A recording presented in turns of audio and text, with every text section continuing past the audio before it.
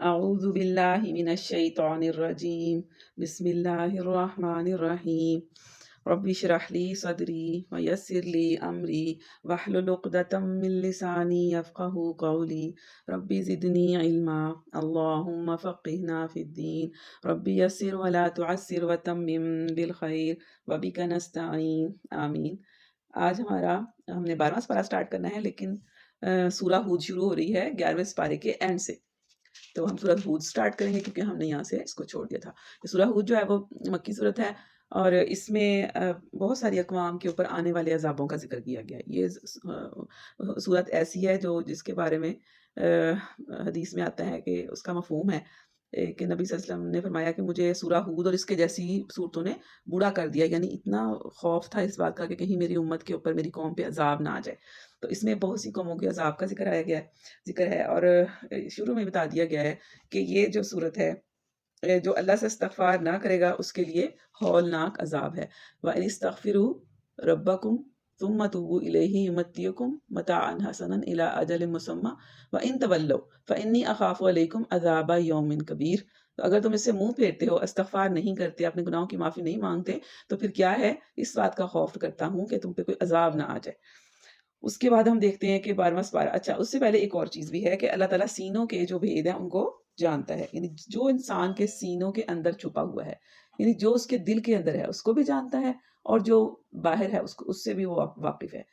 جب یہ کپڑوں سے ڈھانپتے ہیں تو اللہ ان کے چھپے کو بھی جانتا ہے اور کھلے کو بھی، وہ تو ان بھیدوں سے بھی واقف ہے جو سینوں میں ہیں۔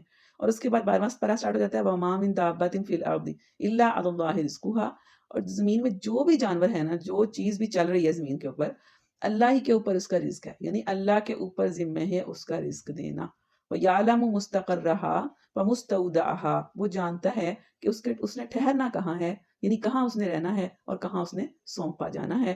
کُلٌّ فِی کتاب مبین، یہ سب کچھ ایک دفتر میں صاف صاف لکھا ہوا ہے۔ یعنی ہم اپنے رزق کے بارے میں، ہم سب انسان کتنے پریشان ہوتے ہیں کہ پتہ نہیں میں ادھر سے بھی کما لوں، وہ ٹھیک ہے، انسان کو کوشش ضرور کرنی چاہیے، لیکن دیکھیں رزق کس کے پاس ہے؟ اللہ کے پاس ہے۔ اگر کبھی تنگی بھی آ جائے نا تو اس پہ صبر کر لینا چاہیے کہ میرا اتنا ہی لکھا ہوا ہے، لیکن اور اگر خوشحالی ہو جائے تو پھر اس پہ بہت زیادہ پھولنا نہیں چاہیے کہ یہ میرا کمال ہے، یہ اللہ نے دیا ہے، ہر کسی کا رزق مقرر ہے۔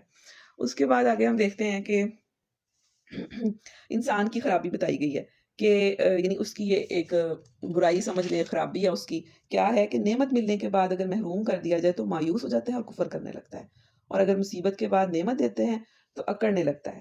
لیکن ایمان والے ایسے نہیں ہوتے، یعنی یہ وہ انسان ہے جو ایمان والا نہیں ہے، کہ جب اس کو اللہ تعالیٰ کہتے ہیں وَلَئِنْ أَذَقْنَا الْإِنسَانَ مِنَّا رَحْمَةً، اور اگر جب ہم انسان کو چکھاتے ہیں، دیتے ہیں، نوازتے ہیں اپنی طرف سے رحمت، ثُمَّ نَزَعْنَاهَا مِنْهُ، تو پھر ہم اس کو محروم کر دیتے ہیں، تو اِنَّهُ لَيَئُوسٌ کفور، تو وہ کیا کرتا ہے؟ وہ مایوس ہو جاتا ہے اور ناشکری کرنے لگ جاتا ہے، یعنی وہ صبر نہیں کرتا۔ یعنی انسان کا رویہ کیا ہونا چاہیے کہ اگر اس کو کبھی نعمت ملی ہوئی تھی، پھر وہ محروم کر دیا گیا، تو وہ کیا کرے؟ وہ صبر کرے، وہ یہ نہ کہے کہ وہی میرے ساتھ یہ کیا ہو گیا، مجھے ہی ایسے ہونا تھا، میرے ساتھ ہی اللہ نے ایسی کرنی تھی، میرے ساتھ ہوتا ہی ایسا ہے، نہ شکری نہ کرے بلکہ صبر کر جائے۔ اور وَلَئِنْ أَذَقْنَاهُ نَعْمَاءَ بَعْدَ ضَرَّاءَ مَسَّتْهُ، اور اگر ہم اس کو چکاتے ہیں نعمت بعد اس کے، جب اس کو تکلیف لگی ہو، کوئی مصیبت آئی ہو، لَيَقُولَنَّ ذَهَبَ السَّيِّئَاتُ عَنِّي، یعنی وہ پھولنے لگتا ہے، کہتا ہے واہ بھائی واہ، میرے تو سارے دلیدر پار ہو گئے، پھر وہ پھولا نہیں سماتا، إِنَّهُ لَفَرِحٌ فَخُورٌ، یعنی پھر وہ اس پہ شکر نہیں کرتا، اس پہ عاجزی نہیں کرتا، اللہ کا شکر نہیں بجا لیتا، بلکہ کہتا ہے واہ بھی میرے تو بڑا کمال ہو گیا میرے ساتھ ہی، اور پتہ نہیں میری اپنے ہی کوئی کاموں کا نتیجہ نکلا ہے۔ إِلَّا الَّذِينَ صَبَرُوا وَعَمِلُوا الصَّالِحَاتِ، سوائے ان لوگوں کو جنہوں نے صبر کیا اور نیک عمل کیا، یعنی وہ لوگ ایسے نہیں کرتے۔ اولئک لہم مغفرۃ واجر کبیر، تو پھر ایسے لوگوں کے لیے جو صبر کرتے ہیں اور شکر کرتے ہیں کیا ہے؟ مغفرت ہے، بخشش ہے، اور بہت بڑا اجر ہے۔ اس کے بعد ہم دیکھتے ہیں کہ ایک مثال دی گئی ہے کہ کیا اندھا اور آنکھوں والا برابر ہو سکتے ہیں؟ ہم دیکھیں کہ ایک اندھا جا رہا ہو اور ایک وہ شخص ہو جس کو اللہ تعالیٰ نے بالکل صحیح سلامت آنکھیں دی ہیں، کیا وہ اسے برابر ہو سکتے ہیں؟ اندھے کو تو پتہ ہی نہیں چلتا بھی میں نے جانا کہاں ہے، اس کو تو کوئی لاٹھی پکڑنی پڑتی ہے، اس کو بہت سہارا لینا پڑتا ہے کسی کا، پھر وہ چلتا ہے اس رستے، کسی بھی رستے کے اوپر، صحیح رستے پہ، اور لیکن جو آنکھوں والا ہے اس کو تو نظر آتا ہے نا کہ صحیح راستہ کون سا ہے، پھر وہ صحیح راستے پر چل پڑتا ہے۔ تو اندھے کون ہیں؟ اندھے وہ ہیں جن کے پاس قرآن کا علم نہیں ہے، اور آنکھیں والے کون ہیں؟ جن کے پاس قرآن کا علم ہے، ان کو پتہ ہے صحیح راستہ کون سا ہے، پھر وہ اس کے اوپر چل پڑتے ہیں۔ اور اس کے بعد مختلف قوموں کا ذکر آ رہا ہے، اس میں سب سے پہلے حضرت نوح کا ذکر آ رہا ہے کہ اللہ تعالیٰ فرماتے ہیں کہ نوح کو رسول بنا کر بھیجا ہم نے۔ تو پھر کیا کیا ان لوگوں نے؟ انہوں نے جب دعوت دی تو انہوں نے جھٹلا دیا۔ انہوں نے کہا کہ میں تم لوگوں کو صاف صاف خبردار کرتا ہوں کہ اللہ کے سوا کسی کی بندگی نہ کرو، ورنہ مجھے اندیشہ ہے کہ تم پر ایک دردناک عذاب آئے گا۔ جب اس جواب میں اس کی قوم کے سردار جنہوں نے اس کی بات نہ ماننے سے انکار کیا تھا بولے ہماری نظر میں تم اس کے سوا کچھ نہیں ہو، بس ایک انسان ہو۔ یہ وہ کہتے تم تو ایک انسان ہی ہو، ہم پہ خام خواہ مسلط کر دیے گئے ہو، ہم تمہاری بات نہیں مانتے۔ لیکن وہ رسول کیا کہتے تھے کہ میں اس کام پر تم سے کوئی مال نہیں مانگتا، میرا اجر تو اللہ کے ذمہ ہے، اور میں ان لوگوں کے دھکے دینے سے بھی رہا جنہوں نے میری بات مانی، اور آپ ہی اپنے رب کے حضور جانے والے ہیں۔ آپ کو پتہ ہے نا کہ 950 سال حضرت نوح نے تبلیغ کی تھی اور قوم نے بات نہیں مانی تھی۔ پھر آخر کار اللہ تعالیٰ نے حکم دیا تھا کہ کشتی بناؤ۔ یہاں آیت نمبر 40 سے لے کے 48 تک اس کا ذکر ہے، وہ میں آپ کے سامنے آیات رکھ دیتی ہوں کہ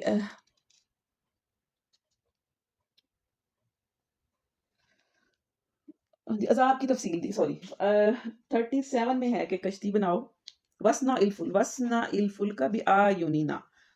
اللہ تعالیٰ نے فرمایا کہ ہماری نگرانی میں ہماری وحی کے مطابق ایک کشتی بنانی شروع کر دو، یعنی جس طرح اللہ نے وحی کی ہے نا، اللہ کہتے ہیں اسی طرح کشتی بنانی شروع کر دو۔ وَلَا تُخَاطِبْنِي فِي الَّذِينَ ظَلَمُوا، اور ان جو ظالم لوگ ہیں نا ان کے بارے میں مجھ سے کوئی سفارش نہ کرنا۔ اِنَّهُمْ مُغْرَقُونَ، یہ سارے کے سارے ڈوبنے والے ہیں۔ اور جس طرح اللہ نے کہا تھا انہوں نے اسی طرح کی کشتی بنائی۔ وَيَصْنَعُ الْفُلْكَ، نوح کشتی بنا رہا تھا اور اس کی قوم کے سرداروں میں سے جو کوئی اس کے پاس سے گزرتا تھا وہ اس کا مذاق اڑاتا تھا۔ اس نے کہا اگر تم ہم پر ہنستے ہو تو ہم بھی تم پر ہنس رہے ہیں، ان قریب تمہیں معلوم ہو جائے گا کہ کس پر وہ عذاب آتا ہے جو اسے رسوا کر دے گا، اور کس پر وہ بلا ٹوٹ پڑتی ہے جو ٹالے نہ ٹلے گی۔ اور اس کے بعد حتی اذا جاء امرنا وفارت التنور، کیا ہو گیا پھر؟ جب اللہ کہتے ہیں ہمارا حکم آ گیا تو ایک تنور تھا۔ تنور کا پتہ ہے نا، جو گہری جگہ ہوتی ہے جہاں روٹی بھی لگاتے ہیں نا، اسی طرح کی وہ ایک گہری جگہ تھی جہاں سے وہ پانی ابلنا سٹارٹ ہوا۔ قُلْ نَحْمِلْ فِيهَا مِنْ كُلِّ زَوْجَيْنِ اثْنَيْنِ، تو پھر اللہ تعالیٰ نے حکم دیا کہ ہر قسم کے جانوروں میں سے ایک ایک جوڑا کشتی میں رکھ لو، اپنے گھر والوں کو بھی، یعنی اپنے گھر والوں کو بھی اور ہر جانور کا ایک ایک جوڑا کشتی میں رکھ لو، سوائے ان اشخاص کے یا ان لوگوں کے جن کی نشاندہی پہلے کی جا چکی ہے، اس میں سوار کرا دو، اور ان لوگوں کو بھی بٹھا لو جو ایمان لائے ہیں۔ اور تھوڑے ہی لوگ تھے جو نوح کے ساتھ ایمان لائے تھے۔ نوح نے کہا سوار ہو جاؤ، اس میں اللہ ہی کے نام سے اس کا چلنا بھی ہے اور اس کا ٹھہرنا بھی ہے، میرا رب بڑا غفور الرحیم ہے۔ وقال اركبوا فيها بسم الله مجريها ومرساها ان ربي لغفور الرحیم۔ پھر کیا ہوا کہ وَهِيَ تَجْرِي بِهِمْ فِي مَوْجٍ كَالْجِبَالِ، کشتی ان لوگوں کو لیے چلی جا رہی تھی اور ایک ایک موج پہاڑ کی طرح اٹھ رہی تھی۔ نوح کا بیٹا دور فاصلے پر تھا۔ آپ کو پتہ ہے نا کہ نوح کا بیٹا نہیں، نوح علیہ السلام کا بیٹا بھی ایمان نہیں لے کے آیا تھا۔ نوح نے پکار کر کہا بیٹا ہمارے ساتھ سوار ہو جا، کافروں کے ساتھ نہ رہ۔ اس نے جواب دیا میں بھی ایک پہاڑ پر چڑھ جاتا ہوں جو مجھے پانی سے بچا لے گا۔ نوح نے کہا کہ آج اللہ کے کوئی چیز اللہ کے حکم سے بچانے والی نہیں ہے سوائے اس کے کہ اللہ ہی پہ کسی پر رحم فرمائے۔ اتنے میں ایک موج دونوں کے درمیان حائل ہو گئی اور وہ ڈوبنے والوں میں شامل ہو گیا۔ اس میں اتنا بڑا لیسن ہے کہ جو سمجھتے ہیں کہ اگر باپ نیک ہے تو بیٹا بھی نیک ہی ہونا چاہیے۔ پھر دیکھیں اگر نبی جو ہے وہ نبی تھا لیکن اس کے باوجود وہ اپنے بیٹے کو نیک نہیں بنا سکا۔ کسی کے اوپر انسان کا بس نہیں ہوتا، بیٹے کا بھی باپ کے اوپر بس نہیں ہوتا کہ وہ اس کو نیک ہی بنا لے، ٹھیک ہے۔ اور دوسری یہ بات چلتی ہے کہ سفارش کسی کی بھی کام نہیں آتی۔ اب دیکھیں اگر سفارش کام آ رہی ہوتی تو نوح نہ بچا لیتے اپنے بیٹے کو عذاب سے، نبی تھے ان کی بات اللہ کیسے ٹالتے؟ لیکن نہیں تھا حکم، تو پھر نہیں تھا وہ ان کا ساتھ تھا ہی نہیں، وہ ایمان والا تھا ہی نہیں، وہ ان کا حصہ ہی نہیں تھا۔ اس کے بعد اللہ تعالیٰ آگے فرماتے ہیں، یعنی پھر وہ بیچ والی جو بات ہے نا وہ ساری یہاں پہ نہیں لکھی کہ کس طرح پورا عذاب آ گیا، سارا کچھ غرق ہو گیا، پھر بالکل سب غرق ہو گیا نا جب، تو پھر اس کے بعد حکم ہوا کہ اے زمین اپنا سارا پانی نکل جا، اور اے آسمان رک جا۔ چنانچہ پانی زمین میں بیٹھ گیا، فیصلہ چکا دیا گیا، کشتی جودی پر ٹک گئی، یہ ایک پہاڑ کا نام ہے، اور کہہ دیا گیا کہ دور ہوئی ظالموں کی قوم۔ اس طرح اللہ تعالیٰ کہتے ہیں کہ نوح نے اپنے رب کو پکارا کہ اے میرا بیٹا میرے گھر والوں میں سے ہے اور تیرا وعدہ سچا ہے، تو سب حاکموں سے بڑا اور بہتر حاکم ہے۔ تو فرمایا کہ نہیں، وہ تیرے گھر والوں میں سے نہیں ہے، وہ ایک بگڑا ہوا کام ہے، اس کی درخواست نہ کر، یعنی اس طرح کرو گے تو جاہلوں میں سے ہو جاؤ گے۔ تو پھر انہوں نے فوراً معافی مانگ لی۔ نوح علیہ السلام نے کہا اے میرا رب میں تیری پناہ چاہتا ہوں اس سے کہ وہ چیز تجھ سے مانگوں جس کا مجھے علم نہیں ہے، اگر تو نے مجھے معاف نہ کیا اور رحم نہ فرمایا تو میں برباد ہو جاؤں گا۔ پھر اس کے بعد حکم ہوا اے نوح اتر جا، ہماری طرف سے سلامتی اور برکتیں ہیں تجھ پر اور ان گروہوں پر۔ پھر اس کے بعد نوح علیہ السلام کے ہی وہ جو لوگ تھے نا بچے ہوئے، انہی سے پوری ساری آگے دنیا بنی تھی، کیونکہ اس کے پہلے سب اللہ تعالیٰ نے ختم کر دیے تھے۔ اور اس کے بعد قوم عاد کا ذکر آتا ہے، وہاں پر ہود علیہ السلام کو بھیجا تھا، اسی طرح انہوں نے بھی انکار کیا، پھر ان کے اوپر بھی اللہ تعالیٰ کا عذاب آ گیا. پھر اس کے بعد آتا ہے سمود کا ذکر، وہاں صالح علیہ السلام کو بھیجا تھا، اور ان کی جو تھی ان کے لیے اللہ تعالیٰ نے اونٹنی نکالی تھی ایک پہاڑ، معجزہ مانگتے تھے نا وہ کہ ہمیں معجزہ دکھایا جائے، معجزہ دکھایا جائے. تو معجزہ جو دکھایا گیا تھا وہ یہ تھا کہ پہاڑ سے ایک اونٹنی نکالی گئی تھی، اور ان کو کہا گیا تھا کہ ایک دن یہ پانی پیے گی اور ایک دن آپ کے جانور پانی پیئیں گے، آپ نے اس کو چھیڑنا نہیں ہے، اور یہ کہ اس کو بالکل تنگ نہیں کرنا، اس کے لیے بالکل بھی وہ اس کو نا آپ نے ستانا نہیں ہے. تو اس کے بعد پھر کیا ہوا کہ لیکن انہوں نے اس کو مار ڈالا، انہوں نے مل کر پلان بنایا، باقاعدہ انہوں نے پلان بنا کر اس کو انہوں نے مار دیا. مارا ایک نہیں تھا، لیکن عذاب پوری قوم کے اوپر آیا، کیونکہ وہ سارے اس کے ساتھ برابر کے شریک تھے. یعنی اس سے یہ پتہ چلتا ہے کہ اگر ایک کام میں جس میں آپ کسی ایک کو سپورٹ کر رہے ہو یا اس کو منع نہ کر رہے ہیں، جیسے پہلے بھی ہم نے پڑھا تھا، تو وہ کام بھلے آپ اپنے ہاتھ سے نہ کریں، لیکن آپ کی سپورٹ صرف شامل ہو تو وہ آپ اس کام میں برابر کے حصے دار ہوتے ہیں. اس لیے کسی کا بھی ساتھ دینے سے پہلے نا ضرور سوچ لیا کریں کہ کبھی کہیں یہ نہ ہو کہ بعد میں یہ کوئی ایسا کام کر جائے کہ جس کے بعد میرے پہ اس کا وبال آئے. اس کے بعد آگے ہم دیکھتے ہیں حضرت ابراہیم کا ذکر آ رہا ہے کہ ان کے پاس فرشتے آئے خوشخبری لے کر. اس وقت ان کے پاس بیٹا نہیں تھا، حضرت سارا کے پاس نا، حضرت سارا کے پاس تھے اس وقت. تو انہوں نے حضرت سارا کو ابراہیم کو خوشخبری دی کہ بیٹا ہوگا نا. تو وہ سارا کہنے بالکل بوڑھی ہو گئی تھی جب یہ فرشتہ آیا. تو وہ انہوں نے کہا اسحاق کی خبر دی نا، ان کو بیٹے کی خبر دی، ان کا نام اسحاق ہوگا. تو وہ نا ہنسنے لگ گئی، کہتی کہ یہ کیسے ہو سکتا ہے کہ میرا بیٹا ہو، میں تو بالکل بوڑھی ہو گئی ہوں. بلکہ اسحاق کے بعد کہا کہ اسحاق کا پھر آگے بیٹا یعقوب ہوگا، اور پھر یعقوب علیہ السلام کی نسل چلی تھی نا، جس میں حضرت یوسف علیہ السلام بھی تھے، اور پھر اتنے سارے ان کی اولاد تھی، پھر وہ اس میں سے پھر نبی نکلے، پے در پے نبی نکلے، پھر بہت بڑی، جن کو بنی اسرائیل کہا جاتا ہے. پھر یہی والے فرشتے جو تھے نا پھر حضرت لوط کی طرف بھی بھیجے، اور وہ جو لوط کی قوم تھی، حضرت لوط علیہ السلام کی جو قوم تھی، وہ کیا تھا، ان کی طرف بھی عذاب کے لیے وہی فرشتے گئے. تو اس قوم کا کیا تھا گناہ کہ وہ بے حیا لوگ تھے، عورتیں عورتوں کے ساتھ ملوث تھیں، مرد مردوں کے ساتھ ملوث تھے. جس طرح آج بھی ہم دیکھتے ہیں کہ اس چیز کو بہت زیادہ پروموٹ کر رہے ہیں، تو یہ چیز جو تھی یہ لوط کا عمل تھا، عمل قوم لوط یہی تھا. بے حیا لوگ تھے، فحاش ہو گئے تھے، برے برے بے حیائی کو وہ بالکل کوئی سمجھتے نہیں تھے کہ یہ بے حیائی ہے. اس وقت آپ دیکھ لیں کہ ہمارا بالکل وہ حال ہو چکا ہے. ایسی ایسی چیزیں، ایسا ایسا کچھ لوگوں نے ڈال دیا ہوا ہے سوشل میڈیا کے اوپر کہ آپ کی روح تک کام جاتی ہے. اور پھر اس کام کی وجہ سے ان کے اوپر عذاب آیا تھا ایسا کہ اللہ تعالیٰ نے پوری بستی کو ان کی کو الٹا کر رکھ دیا تھا. یعنی ان کی جو پوری بستی تھی نا، انہی کے اوپر ہی الٹا دی گئی تھی. اس طرح کا ان کے اوپر عذاب آیا تھا. اس لیے ہمیں بھی اپنا جائزہ لینا چاہیے کہ ہم تو کہیں اس طرح کی کسی بھی ایکٹیویٹی میں ان لوگوں کو دیکھنے میں بھی ایون کے ملوث تو نہیں ہے، کیونکہ اگر ہم دیکھتے ہیں تو ہم ان کو سپورٹ کرتے ہیں.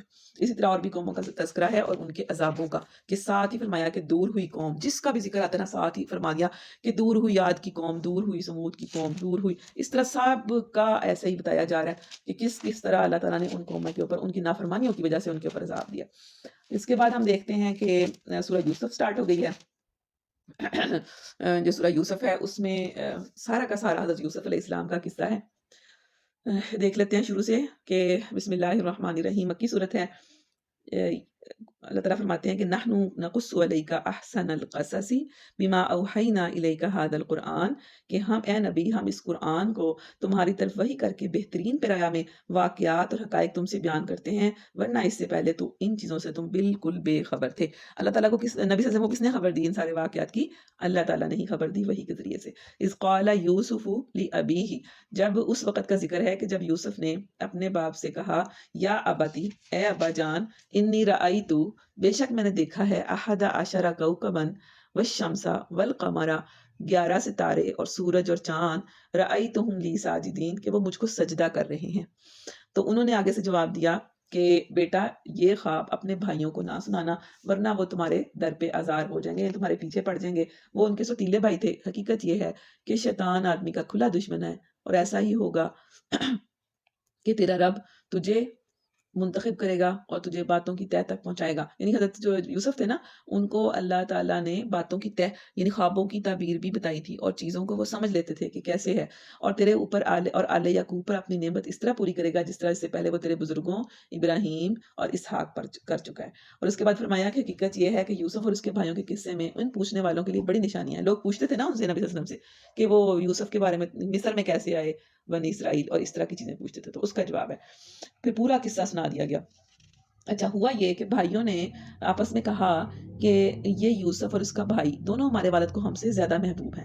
اچھا ان بھائیوں کو نا ان سے حسد تھا کہ وہ بہت زیادہ ان سے محبت کرتے تھے حضرت یعقوب علیہ السلام. اس کی وجہ بھی تھی کہ حضرت یوسف کی جو سیرت تھی نا شروع سے ہی بہت الگ تھے، بچوں سے ڈیفرنٹ تھے، اخلاق بہت اچھا تھا. اور چونکہ نبی تھے اور نبیوں کو تو اللہ تعالیٰ نے بتایا ہوتا ہے نا بہت کچھ، تو ان کو بھی بہت پتا تھا کہ یہ جو میرا بیٹا ہے یہ خاص ہے کچھ، تو ان کو بڑی محبت تھی. تو جو دوسرے بھائی تھے نا وہ ان سے حسد کرتے تھے، جیلس ہوتے تھے کہ یہ ان سے بڑا خیال کرتے ہیں. انہوں نے کہا کہ ہم ایسے کرتے ہیں کہ قتل کر دیتے ہیں یوسف کو. دیکھیں حسد کتنی بری چیز ہے کہ انسان کو قتل تک لے جاتا ہے. جیسے ہم نے پہلے بھی حابیل اور قابیل قصے میں پڑھا تھا کہ حسد انسان کو کہاں سے کہاں گرا دیتا ہے کہ بھائی کو قتل کرنے کے درپے ہو گئے. پھر یا اسے کہیں پھینک دو. آپس میں مشورہ کیا کہ تمہارے والد کی توجہ صرف تمہاری طرف ہو جائے. یہ کام جب کر لو گے نا تو پھر نیک بن جانا، پھر توبہ استغفار کر لینا. جیسے ہم لوگ بھی کہتے ہیں یہ والا گناہ کر لوں اس کے بعد پھر توبہ کر لوں گی، پتہ نہیں مہلت ملنی بھی کہ نہیں ہمیں پتہ. اس کے بعد اچھا جی، اس کے بعد پھر انہوں نے کیا کیا، ان میں سے ایک بولا کہ یوسف قتل نہ کرو، اگر کچھ کرنا ہی ہے تو اسے کسی اندھے کنویں میں ڈال دو، کوئی آتا جاتا قافلہ اسے نکال لے گا. اس کے بعد انہوں نے کیا کیا کہ اپنے باپ کے پاس گئے اور کہنے لگے کل اسے ہمارے ساتھ بھیج دیجیے، کچھ چر چگ لے گا، یعنی چلو کچھ کھائے پیے گا، باہر کھیلے کودے گا ہمارے ساتھ، اس کا دل بہل جائے گا، ہم اس کی حفاظت کریں گے. باپ نے کہا کہ تمہارا اسے لے جانا مجھے شاق گزرتا ہے، یعنی میرے پہ یہ مشقت ہے، میرے لیے مشکل ہے، اور مجھے اندیشہ ہے کہ کہیں اسے بھیڑیا نہ پھاڑ کھائے جبکہ تم اس سے غافل ہو. انہوں نے جواب دیا اگر ہمارے ہوتے اسے بھیڑیے نے کھا لیا جبکہ ہم ایک جتھا ہیں، یعنی ہم تو اتنا بڑا گروپ ہیں، تو اگر ہمارے ہوتے بھی کھا لے تو ہم تو بڑے نکمے ہوں گے. یعنی انہوں نے اپنے باپ کو قائل کر ہی لیا، وہ اس کو لے کر چلے گئے. انہوں نے طے کر لیا کہ اسے ایک اندھے کنویں میں چھوڑ دیں. تو ہم نے یوسف کو وحی کی کہ ایک وقت آئے گا جب تو ان لوگوں کو ان کی یہ حرکت جتائے گا، یہ اپنے فعل کے نتائج سے بے خبر ہیں. اس وقت اللہ تعالیٰ نے کہا کہ وہی کر دی ان کو کہ آپ ایک وقت آئے گا کہ آپ ان کو جتا دیں گے یہ بات کہ تم نے میرے ساتھ اس طرح کیا. اس طرح انہوں نے پھر کیا کیا کہ شام کو انہوں نے پھر یہ کام کر دیا، اس کو پھینک دیا. شام کو وہ روتے پیٹتے اپنے باپ کے پاس کہا بجن ہم دوڑ کا مقابلہ کرنے میں لگ گئے تھے اور یوسف کو ہم نے اپنے سامان کے پاس چھوڑ دیا تھا کہ اتنے میں بھیڑیا آ کر اسے کھا گیا. اگر آپ ہماری بات کا یقین نہ کریں گے چاہے ہم سچے ہی ہوں. اور وہ یوسف کی قمیض پر جھوٹ موٹ کا خون لگا کر بھی لے آئے. یہ سن کر ان کے باپ نے کہا بلکہ تمہارے نفس نے تمہارے لیے ایک بڑے کام کو آسان کر دیا، اچھا صبر کروں گا اور بخوبی صبر کروں گا. یعنی انسان کا جو نفس ہے نا وہ اتنا خراب چیز ہو جاتی ہے بعض اوقات کہ وہ انسان سے بڑی بڑی برائیاں بھی آرام سے کروا دیتا ہے. پھر ادھر ایک قافلہ آیا اور اس نے اپنے سکے کو، یعنی جو پانی لانے والا ہوتا ہے اس کو پانی لانے کے لیے بھیجا. تو سکے نے جو کنویں میں ڈول ڈالا تو یوسف کو دیکھ کر پکار اٹھا مبارک ہو، یہاں تو ایک لڑکا ہے. ان لوگوں نے اس کو مال تجارت سمجھ کر چھپا لیا، حالانکہ وہ جو کچھ کر رہے تھے خدا اس سے باخبر تھا. آخرکار انہوں نے اسے تھوڑی قیمت پر چند درہموں کے عوض اسے بیچ ڈالا اور وہ اس قیمت کے معاملے میں کچھ زیادہ امیدوار نہیں تھے. مصر کے جس شخص نے اسے خریدا اس نے اپنی بیوی سے کہا اس کو اچھی طرح رکھنا، بعید نہیں کہ یہ ہمارے لیے مفید ثابت ہو یا ہم اسے بیٹا بنا لیں. ان کا بیٹا نہیں تھا، انہوں نے کہا یہ لڑکا بڑا خوبصورت سا ہے تو ہم اس کو اپنا بیٹا بنا لیں گے. اس طرح ہم نے یوسف کے لیے اس سرزمین میں قدم جمانے کی صورت نکالی. اس طرح مصر میں آ گئے اور اسے معاملہ فہمی کی تعلیم دینے کا انتظام کیا. جس عورت کے گھر میں وہ تھی، اب ہوا یہ کہ وہ جوان ہو گئے نا، مطلب جوان تھے، خوبصورت تھے، بڑے اچھے اخلاق کے تھے. ان کے کاموں کی وجہ سے سارے ان کے گرویدہ تھے. حسن تو ان کا تھا ہی تھا لیکن ان کے اخلاق کی وجہ سے سارے ان کے گرویدہ تھے اور ان کے بڑا ان سے پیار کرتے تھے. اب ہوا یہ کہ جس عورت کے گھر میں وہ تھا وہ اس پر ڈورے ڈالنے لگ گئی، اس کی نیت خراب ہو گئی اور ایک روز دروازے بند کر کے بولی آ جا. یوسف نے کہا خدا کی پناہ، میرے رب نے مجھے اچھی منزلت بخشی اور میں یہ کام کروں؟ ایسے ظالم کبھی فلاں نہیں پایا کرتے. وہ اس کی طرف بڑھی اور یوسف بھی اس کی طرف بڑھتا اگر اپنے رب کی برہان نہ دیکھ لیتا. ایسا ہوا تاکہ ہم اس سے بدی اور بے حیائی کو دور کر دیں. در حقیقت وہ ہمارے چنے ہوئے بندوں میں سے تھا. آخرکار یوسف وہ آگے پیچھے دروازے کی طرف بھاگے اور اس نے پیچھے سے یوسف کا قمیص کھینچ کر پھاڑ دیا. دروازے پہ دونوں نے اس کے شوہر کو موجود پایا. یعنی جس وقت یہ واقعہ ہوا وہ جو اس کا شوہر تھا وہ آ گیا. اسے دیکھتے عورت کہنے لگی کیا سزا ہے اس شخص کی جو تیرے گھر والی پر نیت خراب کری. فوراً اس نے کیا کیا، اپنے بجائے ان کو سارا قصوروار ٹھہرا دیا، پورا الزام ان کے اوپر ڈال دیا کہ یہ میرے طرف خراب ہو رہا تھا، اس کی نیت میری طرف خراب تھی. اس کے سوا اور کیا ہو سکتی ہے کہ وہ قید کیا جائے یا اسے سخت عذاب دیا جائے. یوسف نے کہا یہی مجھے پھانسنے کی کوشش کر رہی تھی.